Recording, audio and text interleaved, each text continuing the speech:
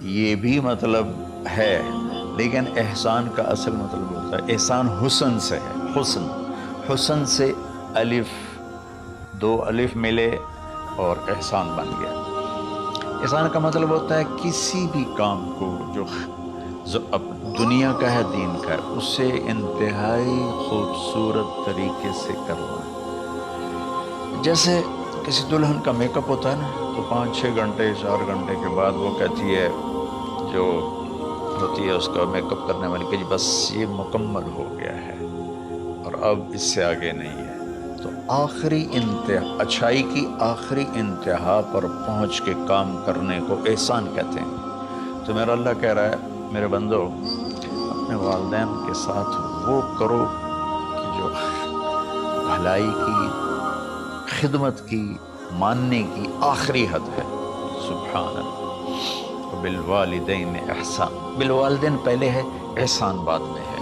اللہ تعالیٰ نے باقی سب کو پیچھے کر کے فرمایا کہ دیکھو خاص طور پہ ماں باپ کے ساتھ وہ رویہ کرو کہ ان کے دل سے دعائیں نکلیں۔ چند دن پہلے ایک والد یوں ہاتھ اٹھا کے کہہ رہا تھا اپنے بیٹے، اکلوتا بیٹا، میں منگنا اللہ کو لو، اللہ تینوں چاہ لگے۔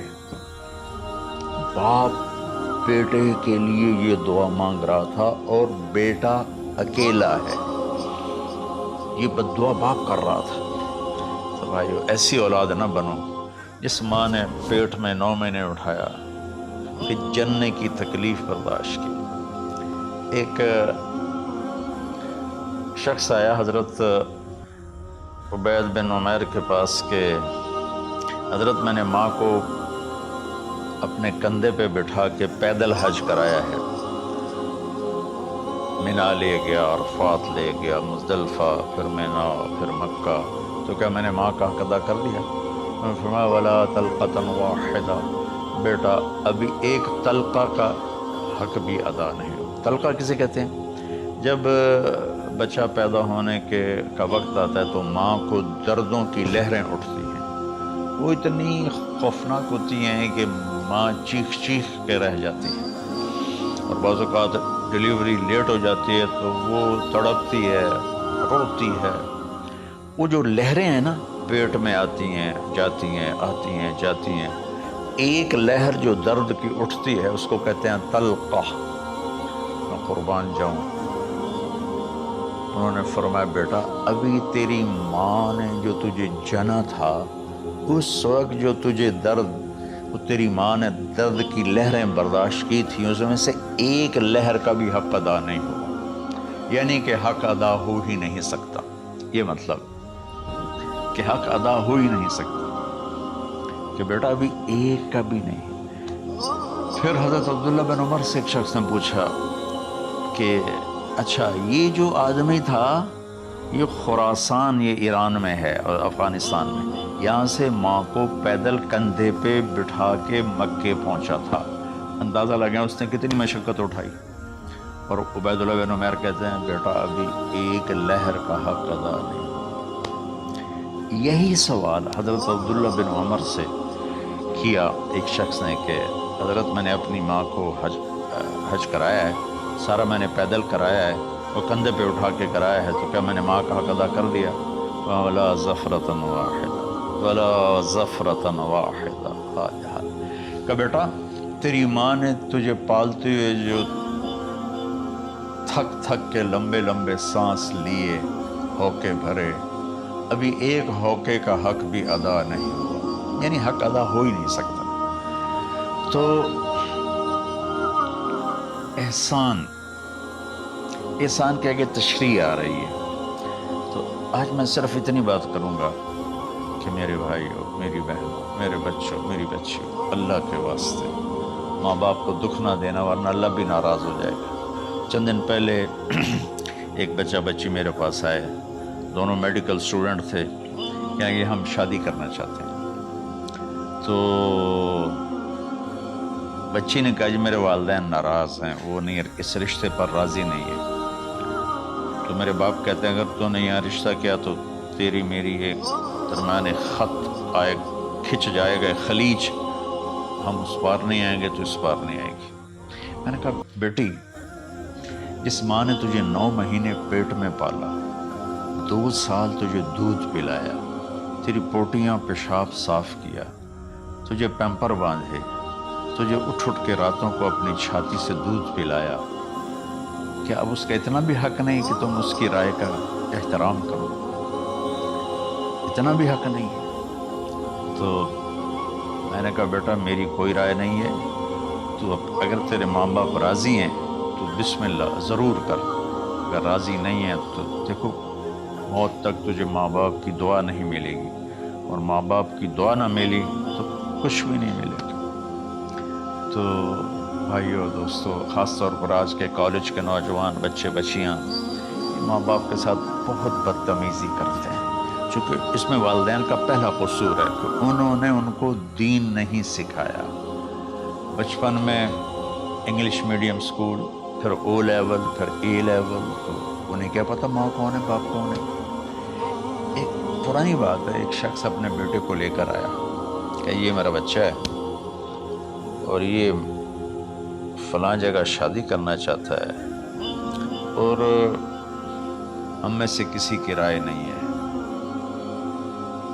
اور یہ مانتا نہیں ہے، اور اس کے ساتھ اس نے نا دھاڑے مار کے رونا شروع کیا۔ تو میں نے بچے کو دیکھا تو یوں کر کے بیٹھا تھا، اس کا باپ رو رہا ہے، ہچ کیوں، تو ایسے بیٹھو۔ تو مجھے اچانک خیال آیا، میں نے کہا شیخ صاحب اس کو کہاں پڑھایا تھا؟ کہا جی امریکن اسکول۔ اس کے بعد آسٹریلیا بھیجا تھا مزید تعلیم کے لیے۔ کہ شیخ صاحب اس بچے کا کوئی قصور نہیں، آپ کا قصور ہے، اس کو تو پتہ ہی نہیں میری ماں کیا ہے میرا باپ کیا ہے۔ ایک ہماری تہذیب تھی وہ ختم ہو گئی ہے، اس میں علم نہیں بھی تھا تو ماں باپ کا۔ میں نے اپنی آنکھوں سے دیکھا، میں نے اپنے دادا کو دیکھا لیکن میں یاد نہیں، لیکن جو میرے دادا کے چھوٹے بھائی تھے ان کو میں سنبھلتا ہوں، ان کو میں نے دیکھا ہے، 3ری 4ٹھی جماعت تک میں تھا۔ 61 میں ان کا انتقال ہوا، میری 9 سال عمر تھی، تو 8 سال۔ ان کے بیٹے جوان تھے اور ڈیرے میں جب وہ بیٹھتے تھے تو ان کے بچے ان کے سامنے نہیں بیٹھتے تھے، ان کی پیٹھ کے پیچھے بیٹھتے تھے۔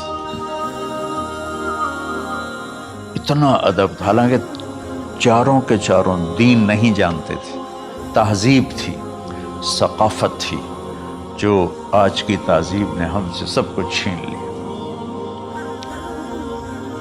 اب بھی آپ جاؤ بیٹا تھر پارکر میں گیا ہوں 2-3 دفعہ، اور وہاں مسلمان نہیں ہندو عورتیں جب گاڑی گزرتی ہے تو گھونگھٹ کو نیچے کر لیتی ہیں،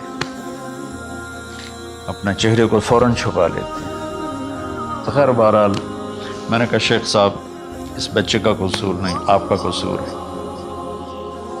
تو میرے بچوں اپنے ماں باپ کو خوش کرو، راضی کرو، ان کا راضی ہونا اللہ کی رضا ہے۔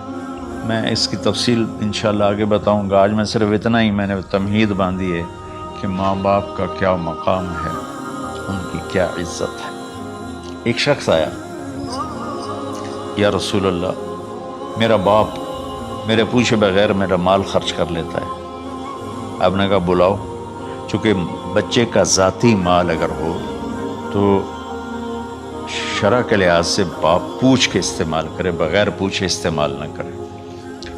جب اسے پتہ چلا کہ میرے بیٹے نے شکایت کی ہے تو عرب کی شاعری تو مشہور تھی، انہیں دل میں کچھ اشعار پڑھے۔ جو آیا تو جبریل پہلے آ گئے، یا رسول اللہ اللہ تعالیٰ کہہ رہے ہیں آپ اس سے پوچھیں وہ شعر بتاؤ جو تیرے کانوں نے تو نہیں سنے، تیرے دل میں آئے تھے اور اللہ نے سن لیے۔ تو اللہ کے نبی نے فرمایا بھائی تیرا انشاءاللہ کیس سنتے ہیں، لیکن پہلے وہ شعر سناؤ جو تم نے تو نہیں کہے زبان سے پر اللہ نے سن لیے۔ تو آپ نے اس سے ارشاد فرمایا کہ تمہاری بات ہم سنتے ہیں باپ بیٹے کی، لیکن پہلے وہ شعر سناؤ جو تیری زبان سے ادا نہیں ہوئے، تیرے کانوں نے نہیں سنے، تیرے دل کی گونج تھی اور تیرے دل کی آہ اور فریاد تھی جو دل ہی میں گھٹ کے رہ گئی، اسے اللہ نے سنا ہے، وہ کہتا ہے سناؤ. کہنے لگا یا رسول اللہ، آپ کا رب ہر وقت ہمارے ایمان کو آپ پر زیادہ سے زیادہ بڑھاتا رہتا ہے.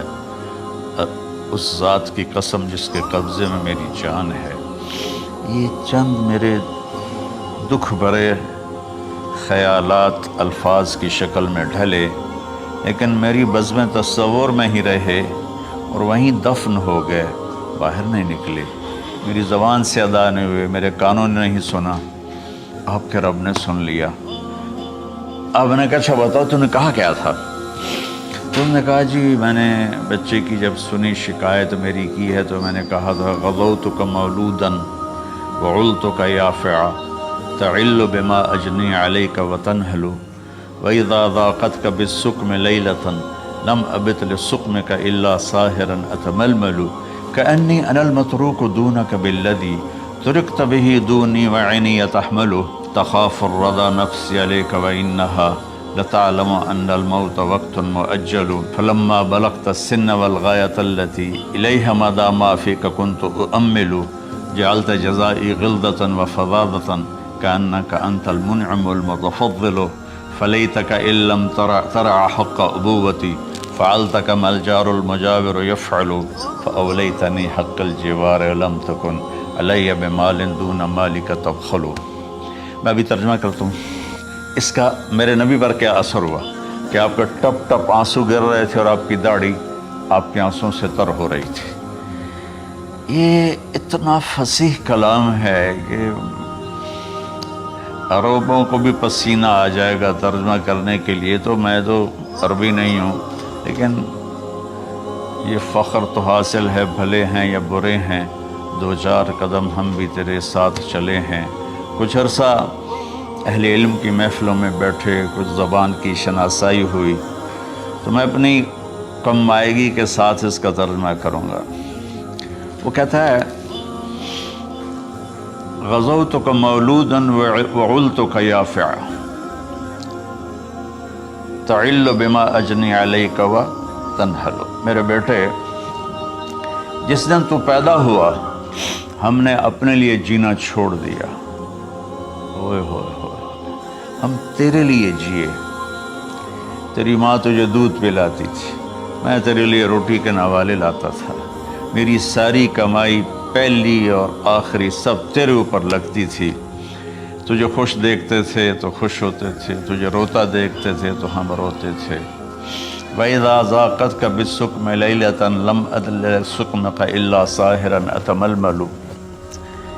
جب تو کبھی بیمار ہو جاتا تھا تو تیرے سرانے بیٹھ کر ہم ساری رات روتے تھے اور دعائیں کرتے تھے، یا اللہ ہمارے بچے کو بچا لے، ہمارے بچے کو صحت دے دے. اس تڑپ میں ساری ساری رات میں جاگتا تھا. تیرے لیے میں نے اپنا سب کچھ لگا دیا، اپنے لیے جینا چھوڑ دیا، اپنی خواہشات کو دبایا، تیری ہر خواہش کو پورا کیا.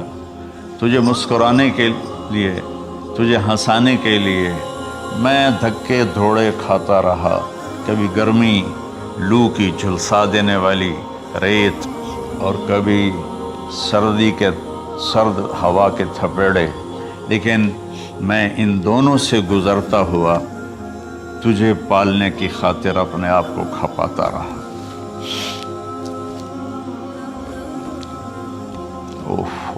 فلما بلغت السن والغایۃ التی الیہا مدی ما فیک کنت اؤمل. بیٹا، میں نے اپنے ہڈیوں کا رس بھی تیرے اندر ڈال دیا. صرف کمائی نہیں، میں نے اپنے ہڈیوں کا رس تیرے اندر ڈالا. میں نے جو کچھ تھا تیرے اوپر قربان کیا. تجھے مسکراتا دیکھ کر میں اپنے غم بھولتا تھا، تجھے ہنستا دیکھ کر مجھے دکھ بھول جاتے تھے. اور پھر آہستہ آہستہ آہستہ میری ہڈیوں کا گودا، میری کمائی تیرے اندر گئی اور تو ایک خوبصورت درخت کی طرح بڑھتا چلا گیا، بڑھتا چلا گیا، بڑھتا چلا گیا، بڑھتا چلا گیا. اور میری بڑھاپے نے کمر جھکا دی اور میں جھکتا چلا گیا، جھکتا چلا گیا. میرا خیال تھا کہ جیسے میں اس کی انگلی پکڑ کے چلتا تھا، اب میری باری ہے، یہ میری انگلی پکڑ کے چلے گا۔ جیسے میں اسے سینے سے لگاتا تھا، پیار کرتا تھا، جھولے جھلاتا تھا، باغ میں لے جاتا تھا، یہ ساری اس کی تعبیرات کے اندر داخل ہیں، الفاظ میں نہیں ہیں۔ تو مجھے خیال آتا تھا جب میں بوڑھا ہو جاؤں گا نا تو میرا بیٹا بھی مجھے ایسے ہی لے کے پھرے گا، میرا بیٹا بھی میری سنے گا۔ یہ 100 دفعہ پوچھتا تھا یہ کیا ہے، اور میں ہر دفعہ جواب دیتا تھا یہ ہے۔ تو اب میں بوڑھاپے میں اس سے بات کروں گا، یہ میری بات سنے گا۔ میں اس کو نوالے کھلاتا تھا، یہ مجھے روٹی کھلائے گا۔ میں اس کا انگلی پکڑ کے چلتا تھا، یہ میرا ہاتھ پکڑ کے چلے گا۔ میری کمر بڑھاپے نے جھکا دی اور میں ایک خشک پیڑ کی طرح ہو گیا، اور جوانی نے تیری کمر کو سیدھا کیا اور تو ایک تر و تازہ درخت بن گیا۔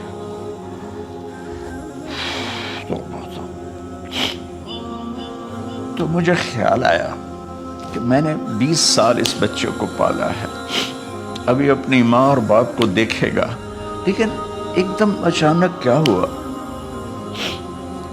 فلما بلغت السن والغایۃ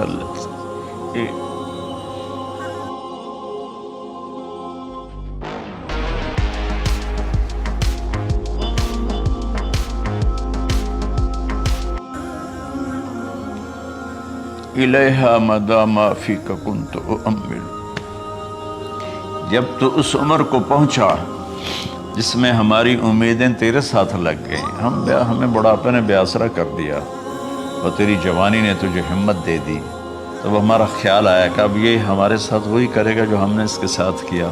لیکن کیا ہوا؟ جعلت جزائی غلظۃ وفظاظۃ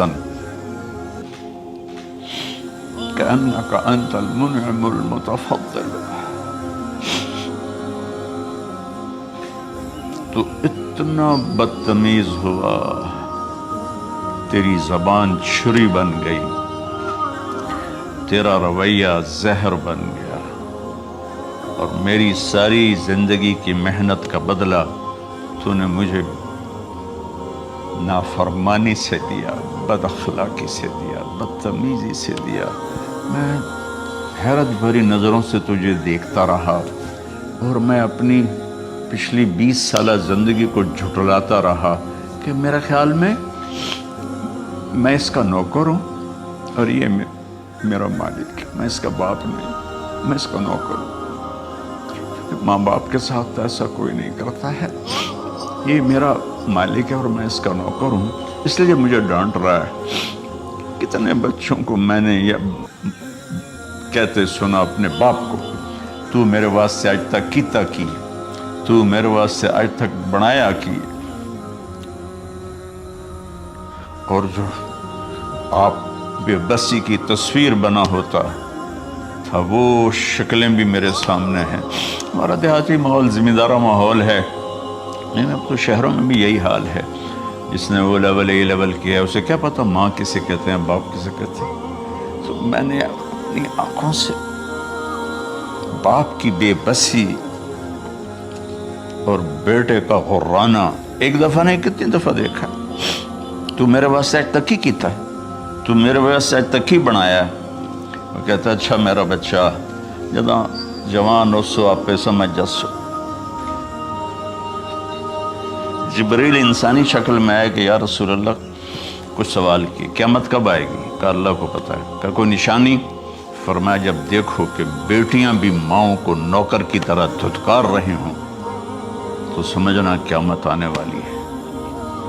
کچھ عرصہ پہلے ایک بچی اور ماں، تو ماں کچھ بات کر رہی تھی اور بیٹی کہہ رہی تھی بھوک نہیں بھوک نہیں، اور اس کی ماں کے خون سے بھرے ہوئے آنسو بہہ رہے تھے اور اس کی ہچکیاں لگ رہی تھی کہ یہ وہ ہے جس کو میں نے اپنے پیٹ سے جنا اور اپنی چھاتی کا دودھ پلاتے پلاتے پلاتے میں نے کتنی تکلیفیں برداشت کی، اور آج کر یہ بھوک نہیں۔ تو کمال کے اشعار. میں سوچ رہا ہوں جب میرا یہ حال ہے 1400 سال بعد کہ میرے آنسو نہیں رک رہے، تو اللہ کے نبی تو زارو قطار روئے تھے، داڑھی آنسوں سے تر ہو گئی تھی. کہا بیٹا جب تو نے میری ساری زندگی کی محنتوں کا بدلہ بدتمیزی سے دیا، گالی گلوچ سے دیا، دھکے دے کر باپ کو گھر سے نکال دیتے، تو بیٹا میں یہ سمجھا کہ تو نے ایک خواب دیکھا تھا، کہ تو باپ ہے اور یہ بیٹا ہے. اصل حقیقت یہ ہے کہ یہ مالک ہے اور میں نوکر ہوں. پھر آگے کہتا فَلَيْتَكَ إِن لَّمْ تَرَ حَقَّ أُبُوَّتِي فَعَلْتَ كَمَا الْجَارُ الْمُجَاوِرُ يَفْعَلُ. اچھا چلو بیٹا تو نے مجھے باپ تو نہ سمجھا، چلو ایک پڑوسی سمجھ لو. عرب میں پڑوسی کا بہت خیال کیا جاتا تھا، اور یہ عرب کی شان تھی کہ اپنے پڑوسی کو وہ عزت دیتے تھے جو اپنے گھر میں ایک دوسرے کو عزت دیتے تھے. تو اس نے پھر اس کی طرف اشارہ کیا کہ اگر میں تیرا باپ نہیں ہوں، تیرے رویوں کو دیکھ کر تو یہی لگتا ہے کہ میں تیرا نوکر ہوں، تو میرا مالک ہے، تو چلو اتنا تو کر دے جتنا ایک پڑوسی کے ساتھ کرتا ہے. فَأَوْلَيْتَنِي حَقَّ الْجِوَارِ وَلَمْ تَكُنْ عَلِيَّ مِن مَالٍ دُونَ مَالِكَ تَبْخَلُ. تو پڑوسی پر تو عرب خرچ کرتے ہیں، تو بھی تھوڑا سا میرے اوپر خرچ کر دیتا ہے، اور تو بخیل نہ بنتا، اور میرے خوابوں کو چکنا چور کر دیا، میری امیدوں پر پانی پھیر دیا، میرے بڑھاپے کو ذلت اور رسوائی میں بدل دیا. اچھا میرا پتر جا خوش رہو. ماں باپ کہاں بد دعائیں کرتے ہیں. تو میرے نبی کی آنکھ سے آنسو، یہ ساری داڑھی تر ہو گئی. تو آپ نے اس کے بچے کو گریبان سے پکڑا اور جھٹکا دے کر دھکا دے کر دفع ہو جا. انت و مالک لابیک، تو اور تیرا سب کچھ تیرے باپ کا ہے. حضرت علی رضی اللہ تعالیٰ عنہ سے کسی نے پوچھا کہ آپ کے بیٹے حسن کیسے بیٹے ہیں؟ کہا حسن میرا وہ بیٹا ہے کہ جب میں چلتا ہوں تو میرے آگے نہیں چلتا، میرے پیچھے چلتا ہے. جب کہیں بیٹھنے کا موقع آتا ہے تو یہ پہلے نہیں بیٹھتا، پہلے مجھے بٹھاتا ہے، پھر خود بیٹھتا ہے. جب کھانے پر بیٹھتے ہیں تو یہ روٹی کی طرف ہاتھ نہیں بڑھاتا جب تک میں نہ بڑھاؤں، یہ سالن کی طرف ہاتھ نہیں بڑھاتا جب تک میں نہ بڑھاؤں. میں کمرے میں ہوں تو یہ چھت پہ نہیں چڑھتا کہ میرے باپ کی بے ادبی ہو جائے گی. میں حالانکہ چھت پہ چڑھنا ضرورت کے لیے ہوتا ہے، لیکن قربان جائیں اہل بیت کے ایسے ہی اخلاق ہوتے ہیں، آل رسول ایسے ہی ہوتے ہیں. میرے عزیزوں نوجوانوں سے کہہ رہا ہوں جن کے والدین زندہ ہیں، ہم تو محروم ہو گئے، وہ قبروں میں چلے گئے، لیکن میں اتنا مصروف رہتا ہوں. اب یہ کرونا کی وجہ سے گھر میں بیٹھے ہوئے ہیں، یعنی میری زندگی ایسے پہیے کی طرح گھومی ہے، اور پھر دل کی تکلیف، پھر اس کے ساتھ سر کا درد شدید. اس کے باوجود میں روزانہ 10 نفل اپنے باپ کے لیے پڑھتا ہوں، 10 نفل اپنی ماں کے لیے پڑھتا ہوں، 4 نفل اپنی خالہ کے لیے پڑھتا ہوں، کہ ساری زندگی سجدوں میں سر رکھ کے اس کا ثواب ماں باپ کو پہنچاؤں، تو ماں باپ کا حق ادا نہیں ہو سکتا.